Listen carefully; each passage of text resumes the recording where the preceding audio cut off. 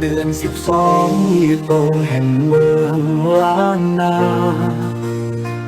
สืบต่อกันมาแบบเบาโบราณจาก10เป็นร้อยจากร้อยเป็นพันนับวันผ่านเวลาจากพันเป็นหมื่น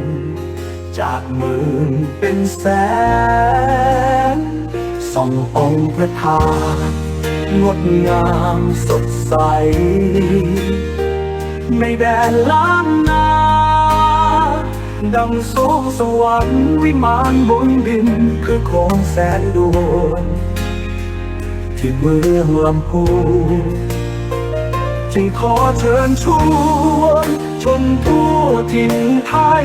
ร่วมสร้างศรัทธาหนึ่งในแสนดวงได้พบผลบุญเป็นแสนแห่งธรรมนำจิตใจงามพบพานสิ่งดีเสริมบารมีล้นฟ้าแผ่นดินจะได้พบพานความสุขสำราญชั่วนิรันดร์